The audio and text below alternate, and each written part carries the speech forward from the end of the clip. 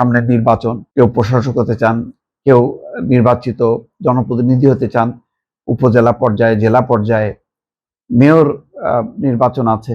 এই জায়গাগুলোতে কতখানি কার ভাগ্য খুলবে, কার কপাল পুড়বে, এগুলি কিছুই বলা যাচ্ছে না। আজকে একটি রিপোর্ট দেখছি যে বিএনপির কাউন্সিল শীর্ষ 2 পদে পরিবর্তন আসবে এই শিরোনামে। পরিবর্তনটা এখন পর্যন্ত যেটা সামনে এসছে গুরুত্বপূর্ণভাবে, সেটা হচ্ছে মহাসচিব পদে মির্জা ফখরুল ইসলাম আলমগীর। তিনি দায়িত্বে থাকতে চান না, তিনি অবসর নিতে চান, ক্লান্ত, এই কথাগুলো বলেছেন। এগুলো নিয়ে বেশ আলোচনা হচ্ছে, নানান দিক বিশ্লেষণ করা হচ্ছে। ভেতরের আসল রহস্য কি সেটাও কেউ কেউ অনুসন্ধান করার চেষ্টা করছে। সম্ভাব্য প্রার্থী মহাসচিব হিসাবে রুহুল কবির রিজভী এবং সালাউদ্দিন আহমেদের নাম এসছে।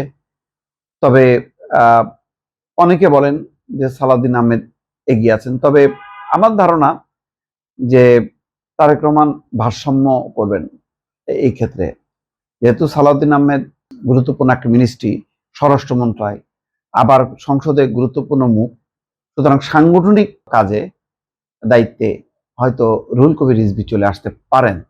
কারণ গত 15 বছর তিনি যেভাবে অফিসটা আঁকড়ে রেখে একেবারে কামড় দিয়ে পড়েছিলেন, তার হয়তো একটা মূল্যায়ন করা হবে। আরো অনেক নতুন মুখ আসবেন, যেমন এখন কারা কোন পর্যায়ে আসবেন সেখানে আসছে রুহুল কবির রিজভী, শামসুজ্জামান দুদু, আব্দুল আউয়াল মিন্টু, জয়নাল আবেদিন ফারুক, শহীদুদ্দিন চৌধুরী অ্যানি, সৈয়দ মোয়াজ্জেম হোসেন আলাল, হাবিবুন নবী খান সোহেল। এইসব নেতারা স্থায়ী কমিটি থেকে শুরু করে বিভিন্ন গুরুত্বপূর্ণ পদে আসবেন বলে ধারণা করা হচ্ছে। অর্থাৎ যারা মন্ত্রী হয়েছেন আর যারা মন্ত্রী হননি, যে রাজনৈতিক নেতৃত্ব যারা বাইরে পড়ে আছেন, তাদেরকে হয়তো গুরুত্বপূর্ণ দায়িত্ব দেওয়া হবে। এখন অনেকেই সিনিয়র জুনিয়র এই বিভাজনটা সামনে এনেছেন।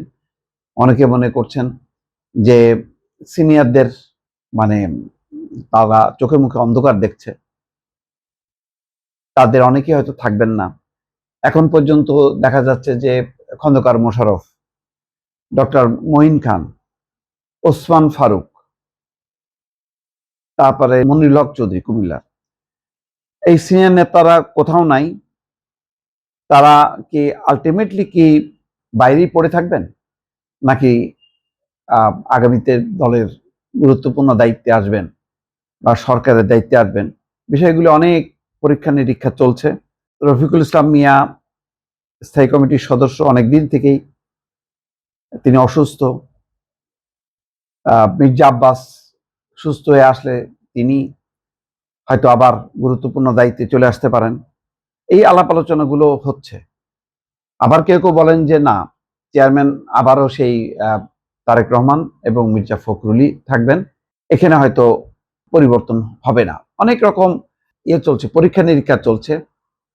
সিনিয়র জুনিয়র সেই দ্বন্দ্ব বিভাজনটা সামনে আসছে।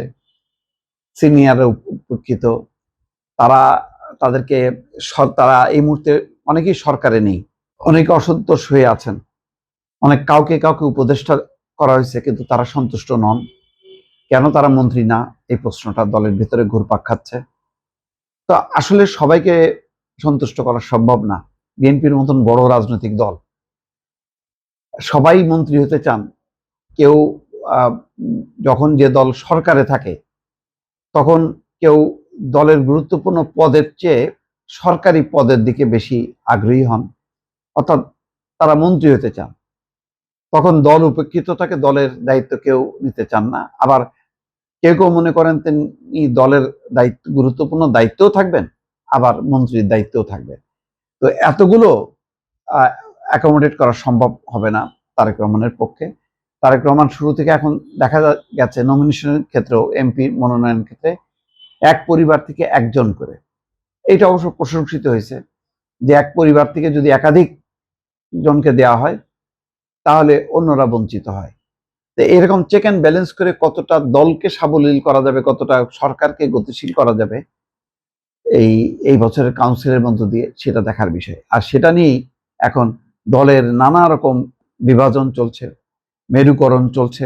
দলের সামনে নির্বাচন, কেউ প্রশাসক হতে চান, কেউ নির্বাচিত জনপ্রতিনিধি হতে চান, উপজেলা পর্যায়ে, জেলা পর্যায়ে মেয়র নির্বাচন আছে।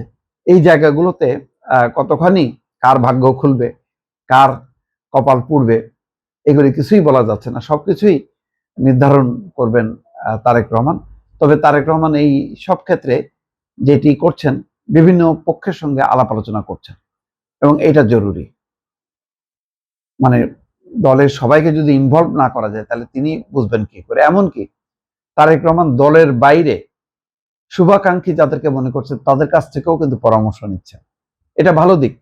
এখন সেই অনুযায়ী যদি দল সরকারকে সাজানো যায় তাহলে হয়তো দল একটা গতি পাবে, আরো গতি পাবে, এবং এই গতি আনাটা ক্ষমতায় থেকে যথেষ্ট চ্যালেঞ্জিং হলেও যদি সেটি করা যায় তাহলে সেটি দলের জন্য, সরকারের জন্য ভালো হবে। দর্শক।